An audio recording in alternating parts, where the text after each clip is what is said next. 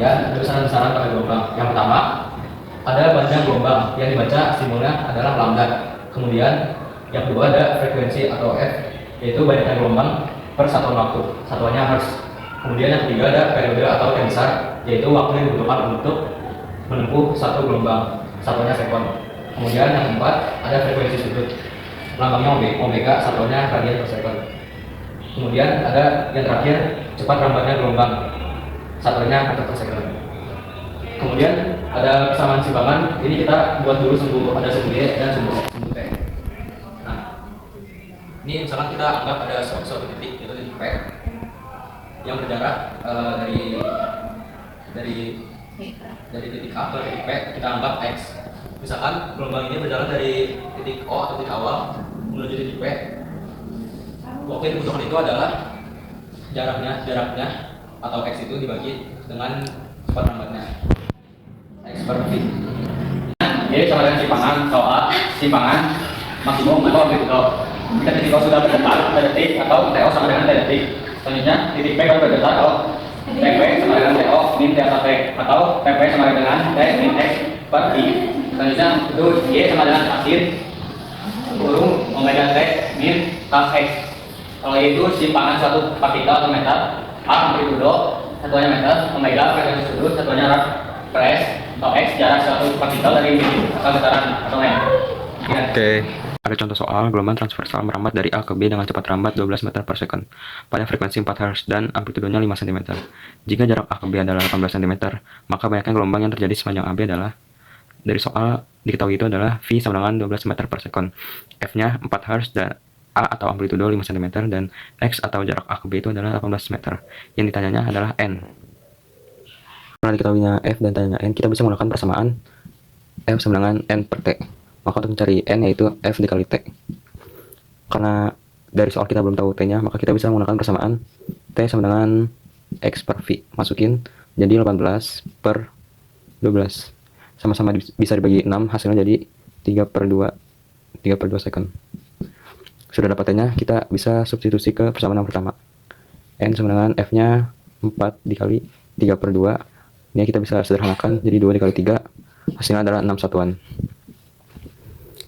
Jadi banyaknya gelombang yang terjadi sepanjang A ke B adalah 6 satuan. Ini ada contoh soal gelombang berjalan.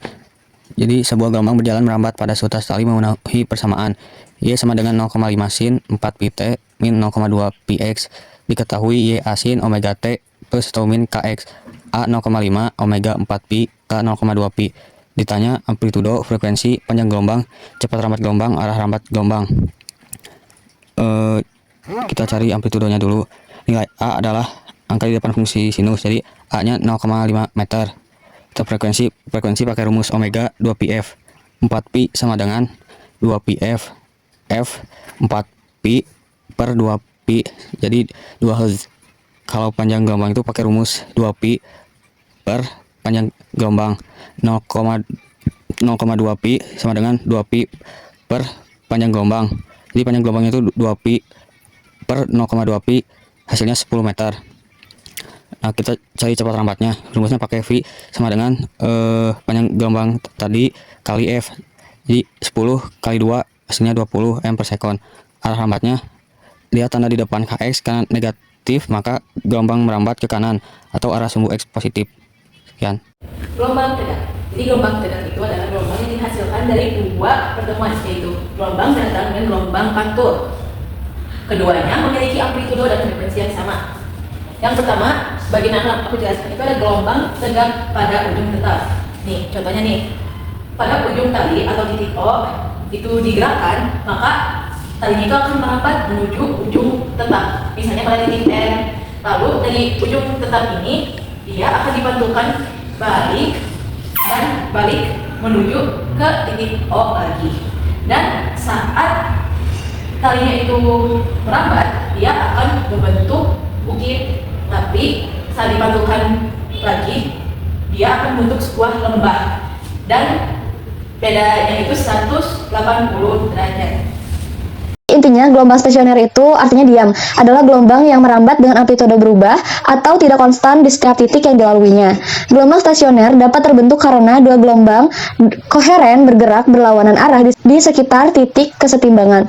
Yang kedua, itu karena sebuah gelombang memiliki pemantulan. Nah, gelombang stasioner ini memiliki simpangan stasioner, amplitudo stasioner, simpul, dan juga perut. Pemantulan gelombang mekanik itu akan menghasilkan gelombang stasioner. Jadi ada simpul dan juga perut ya. Ingat ya teman-teman. Terus ada cepat rambat gelombang. Menurut percobaan Melde dipengaruhi oleh keadaan medium rambat gelombang. Nah, rumusnya itu V sama dengan akar F dibagi massa jenis tali tiap satuan panjang dengan massa jenis tali tiap satuan panjang sama dengan M dibagi L. Ini ya keterangannya. Oke, kita lanjut. Oke, jadi di sini ada persamaan kecepatan gelombang berjalan. V sama dengan DY dibagi DT sama dengan D dikali A sin WT kurang lebih KX dibagi DT sama dengan AW cos dalam kurung WT kurang lebih KX. Nah, V maksimal itu rumusnya A dikali W. Nah, kecepatan minimum gelombang terdapat pada amplitudo dan kecepatan maksimum gelombang itu terdapat pada simpul. Jadi, persamaan percepatan gelombang berjalan itu pakai min ya, jadinya min AW kuadrat sin dalam kurung WT kurang lebih KX. Itu tuh A maksimalnya atau percepatan maksimalnya min AW kuadrat. Kalau yang tadi kan V maksimal, kalau yang ini tuh percepatan maksimalnya. Jadi percepatan minimum gelombang terdapat pada simpul dan percepatan maksimum gelombang terdapat pada amplitudo. Tolong diingat-ingat ya. Nah, mari kita perhatikan ilustrasi berikut ini. Nah, di sini ada gambar tali. Jadi misalkan tali itu terdiri dari partikel-partikel yang kecil ini ya. Jadi talinya itu tersusun dari partikel-partikel. Kemudian salah satu ujung talinya akan kita ikat dan salah satu ujungnya kita beri getaran. Apa sih nanti yang akan terjadi pada partikel-partikel penyusun tali ini? Coba dilihat. Nah, kita lihat di sini partikel-partikelnya bergetar namun pada posisinya. Dalam artian partikelnya tidak merambat ya. Partikelnya hanya melakukan getaran di posisinya. Kemudian getaran itu yang merambat membentuk pola-pola gelombang. Nah, kalau kita lihat di sini ada gelombang datar. Kemudian ketika dia sampai ke ujung gelombang tersebut akan dipantulkan kembali.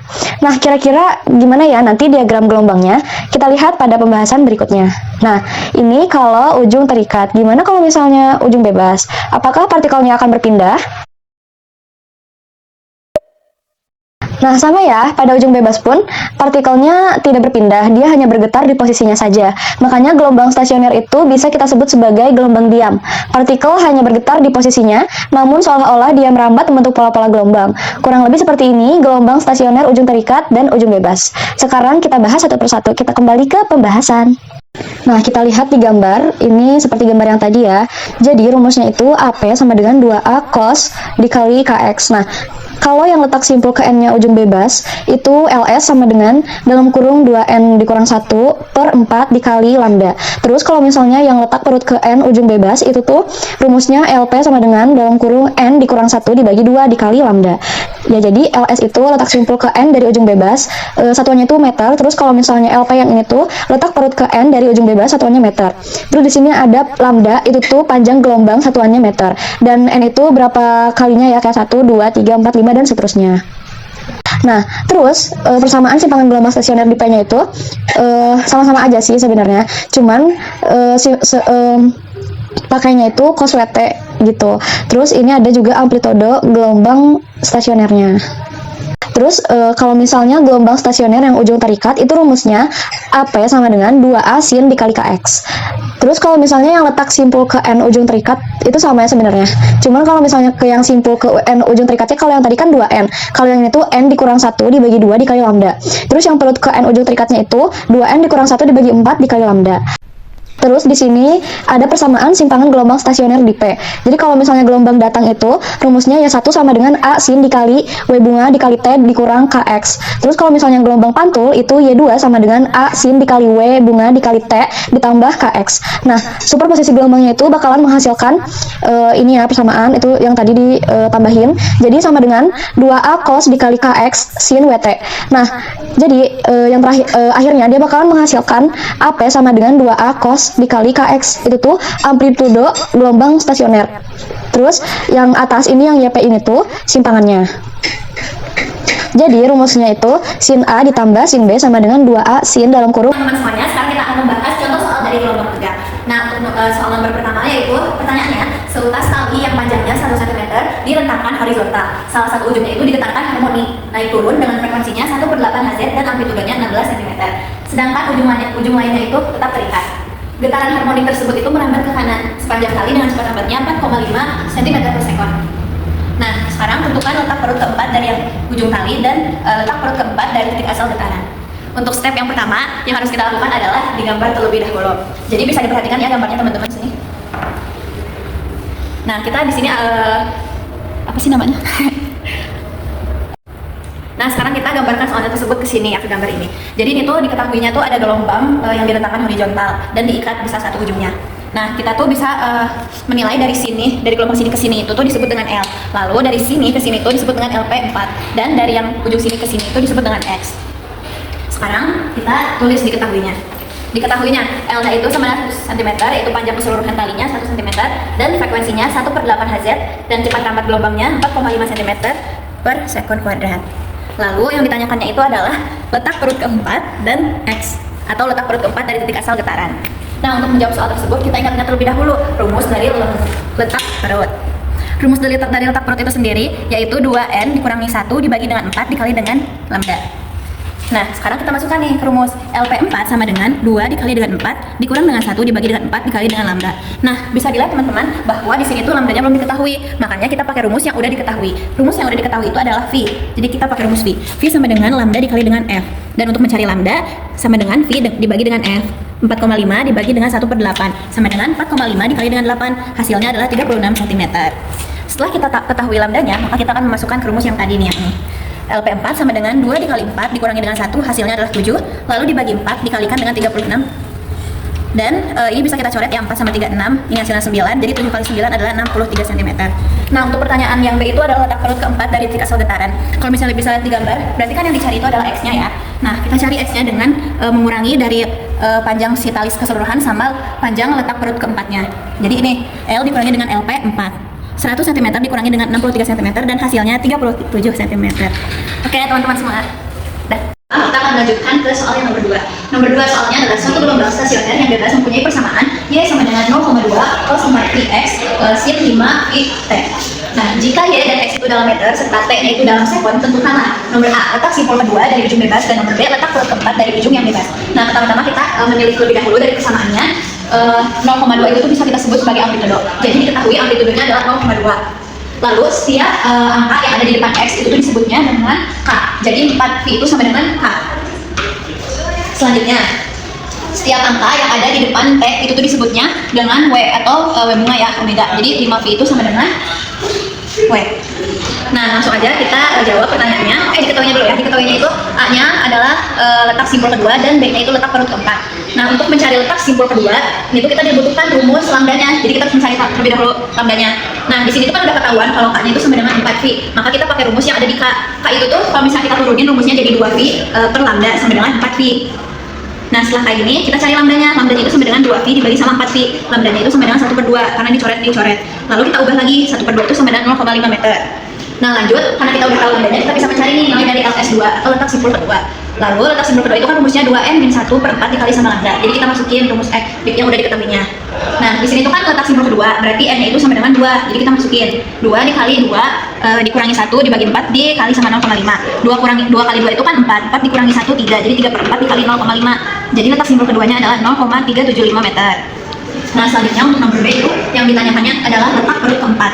Nah, untuk mencari letak perut keempat kita pakai rumus yang n-1 dibagi 2 dikali sama lambdanya. Kebetulan kan tadi lambdanya udah diketahui, jadi kita masukin aja 4-1 karena ini n-nya itu adalah 4, letak perut keempat. 4-1 dibagi 2 dikali sama 0,5. 4-1 itu adalah 3 dan jadinya 3/2 dikali sama 0,5. 3/2 dikali 0,5 itu hasilnya 0,75. Lanjut. Di sini kita akan membahas soal nomor 3, yaitu gelombang stasioner terjadi karena superposisi gelombang datang dan dipantul oleh ujung yang bebas. Titik simpul kelima itu berjarak 1,8 meter dari ujung bebasnya, dan jika frekuensinya itu adalah 50 Hz, maka cepat rambatnya gelombang adalah berapa? Nah, kita pilih dulu nih guys. Yang diketahuinya itu adalah LS5 atau letak simpul kelimanya itu adalah 1,8 meter. Lalu frekuensinya juga diketahui 50 Hz. Yang ditanyakannya itu adalah cepat rambat gelombang. Nah, kalau misalnya kita ketahui ya, rumus dari cepat rambat gelombang itu sama dengan lambda dikali dengan F. Jadi lagi-lagi kita harus mencari lambdanya terlebih dahulu. Untuk mencari lambdanya kita pakai rumus letak simpul, karena di sini letak simpulnya kebetulan sudah diketahui. Jadi letak simpul sama dengan 2n-1 dibagi sama 4 dikali sama lambdanya. Nah, itu letak simpulnya kan udah diketahui 1,8. Jadi kita tinggal masukin aja 1,8 sama dengan 2 dikali sama 5 karena n-nya itu adalah 5. Letak simpul kelima dikurangi 1 dikali sama lambdanya dibagi sama 4.